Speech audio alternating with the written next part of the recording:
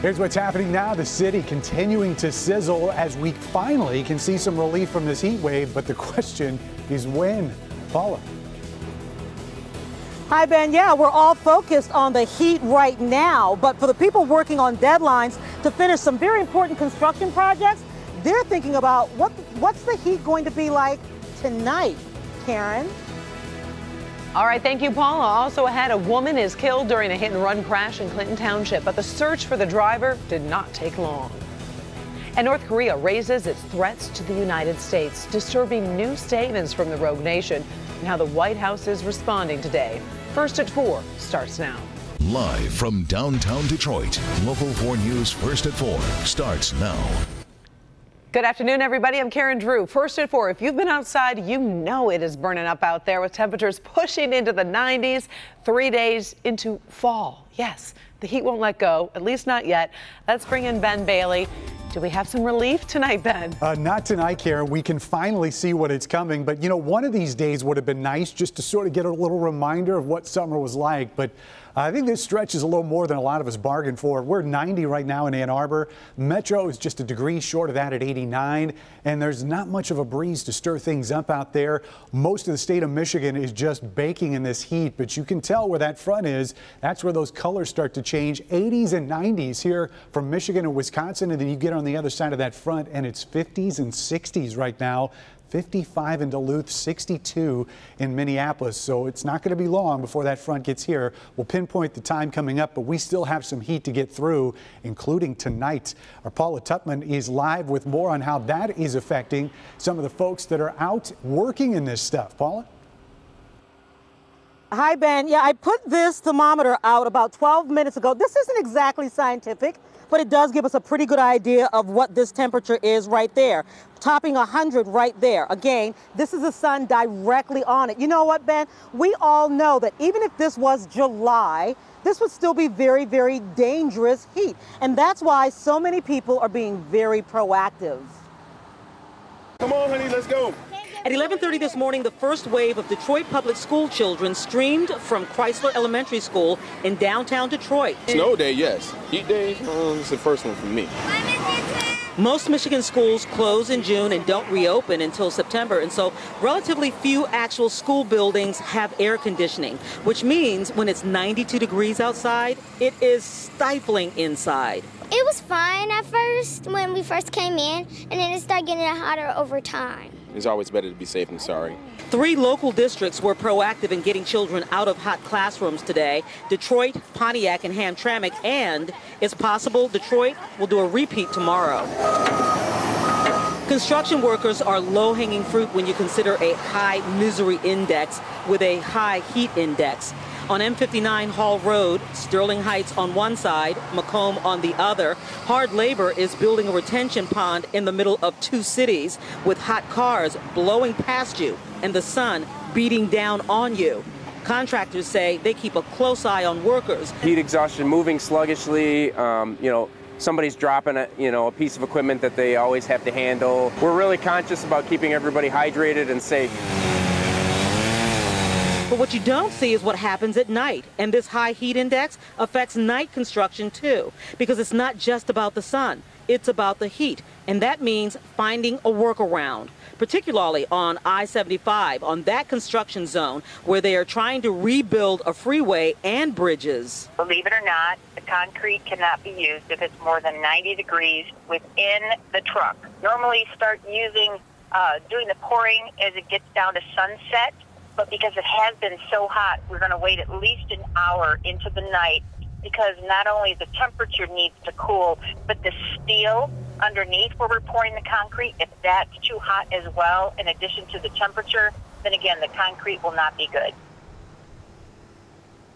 Yeah, you know what, Karen, those are the things we don't really think about. We're all focused on how hot it is today, but the overnight temperatures also affect a lot of people. Now, obviously, this is not going to stop or affect the deadlines for these big construction projects. MDOT says they roll this into other things so that their deadlines are not affected at all. But it's still very interesting that they do have to push pause. And for parents, I would check with school districts to make sure, indeed, school will be open if a lot of the schools don't have air conditioning a second day in a row.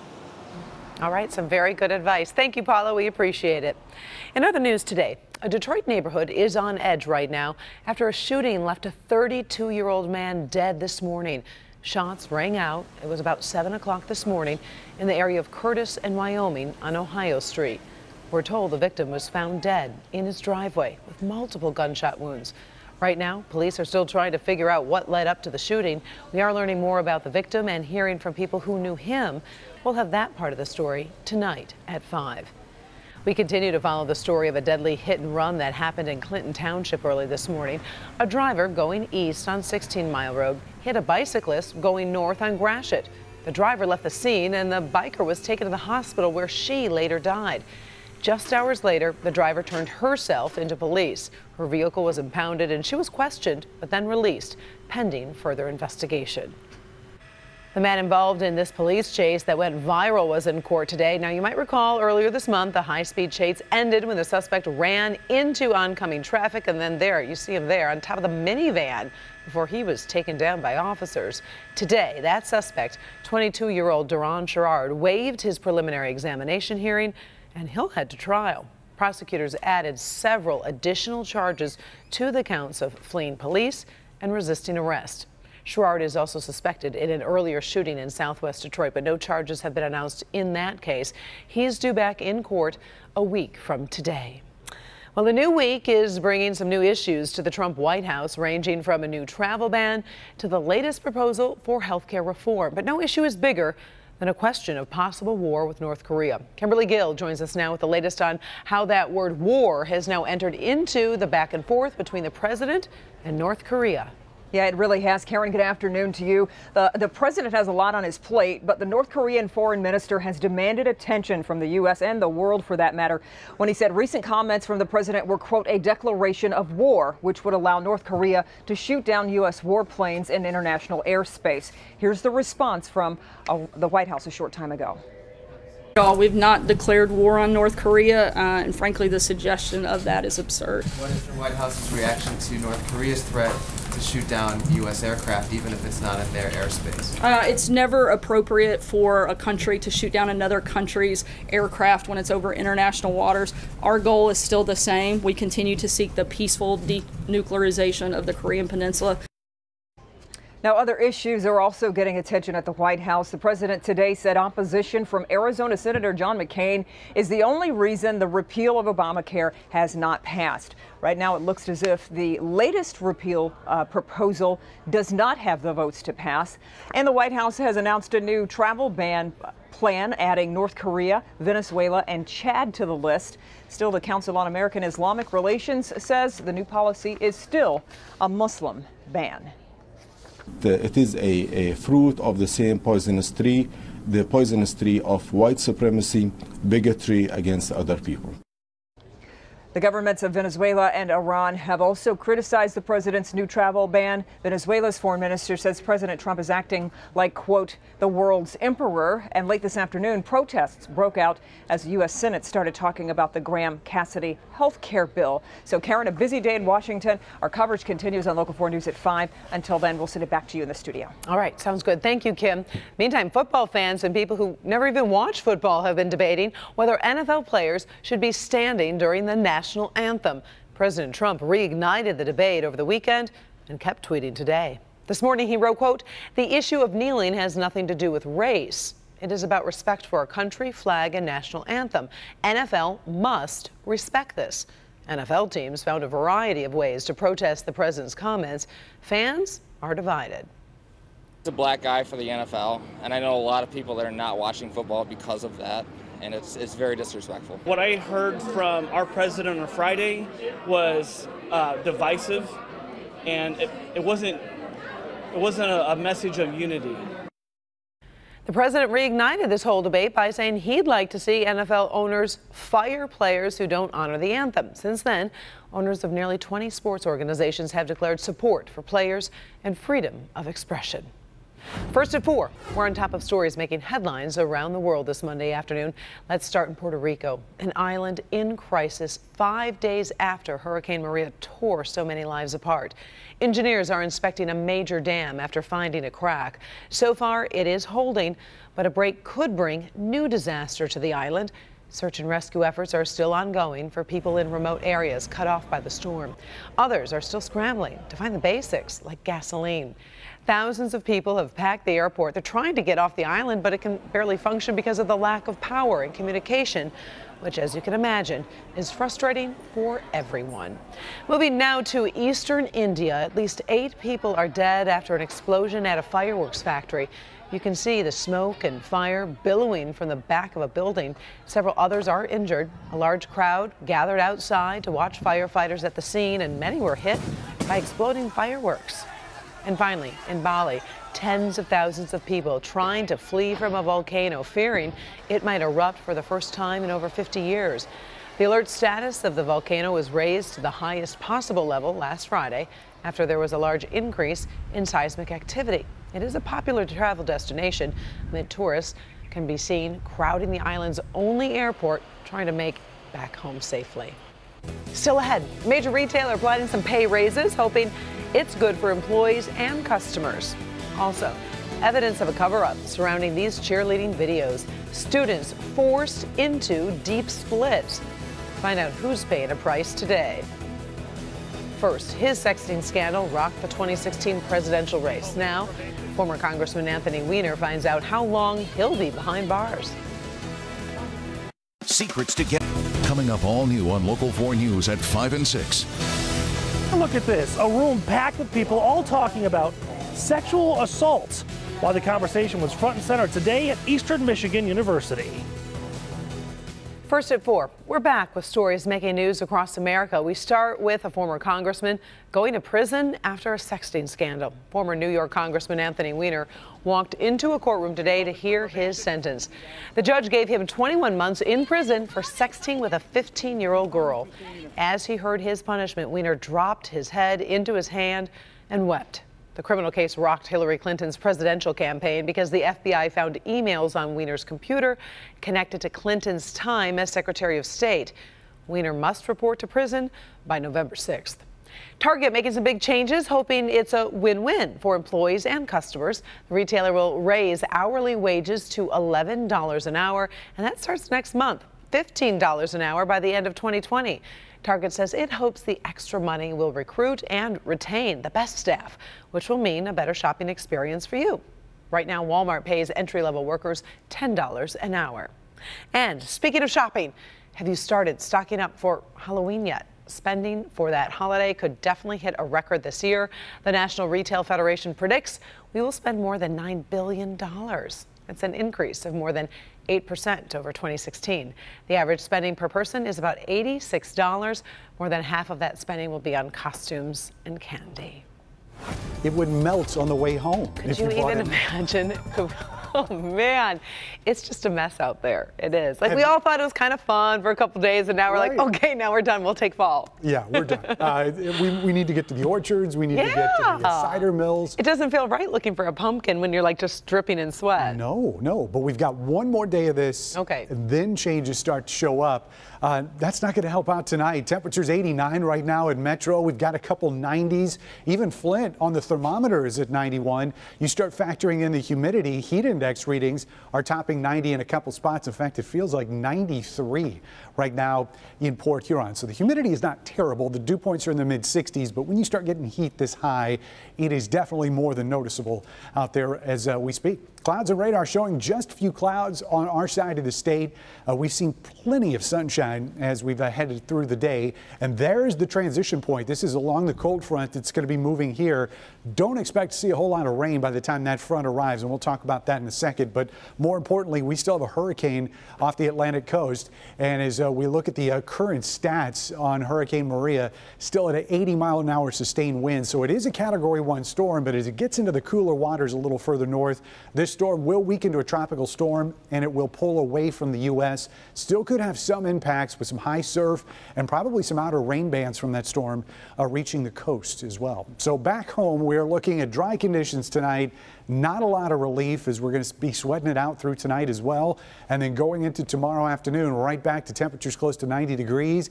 Unfortunately, we don't have any rain. We need to see some rain in here. And even with the cold front that would typically bring us good chances of rain, it looks like that front is actually going to come through in the early part of the day. So by the time those showers and storms start flaring up, that front is probably going to be past us. This model is showing some activity here on the east side, which is probably going to be the only spots that we see it.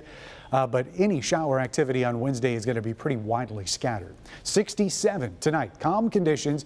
We will see another mild night, but that humidity is still going to be elevated. So if you've got the windows open, you're going to notice it. Here are the high temperatures tomorrow. Not a whole lot different than what we have been seeing. Numbers right around 90 degrees, a lot of upper 80s here on the east side. South zone temperatures very similar to what we saw today. 90 in Adrian, Onstead, Blissfield.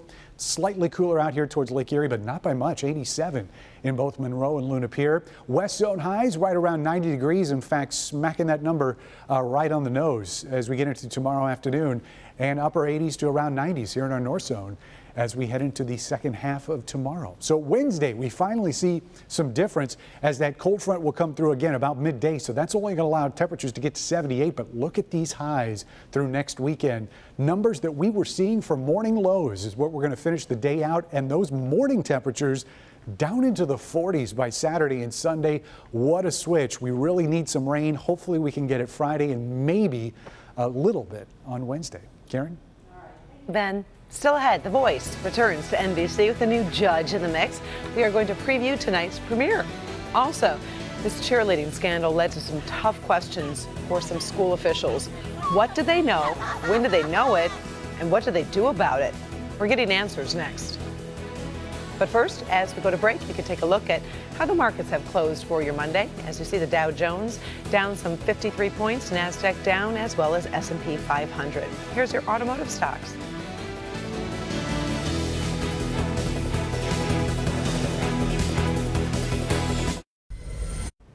The video you're about to see shocked a lot of people all around the country, and there is new fallout for school officials. Take a look. Remember this video of a Denver cheerleading coach forcing students into extreme splits. We'll see if we can get it. We don't. Okay, let's go to the next story then, because it's kind of hard to tell the story if we don't have that video. But meantime, school officials were reprimanded for that. We'll see if we can bring that to you later. The fall TV season kicks off tonight on NBC with a brand new season of The Voice, and the judges are Blake Shelton, Adam Levine, Miley Cyrus, and Oscar winner Jennifer Hudson. She'll be joining the show for the first time. All of them will be looking for that next big star.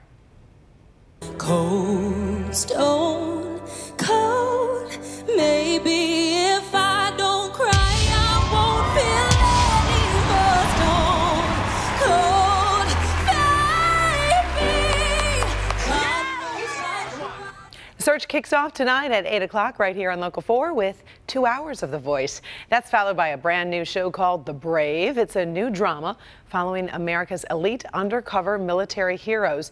Then join Devin Skillian and Kimberly Gill for Local 4 News at 11. Still ahead, it must be one of the oddest combinations you'll ever hear. It's about drinking and also throwing axes. We'll show you how this Kentucky bar started trending across the nation. Baby Maverick, tiny and fighting for his life. Outside of the ICU, another battle is brewing, a custody battle.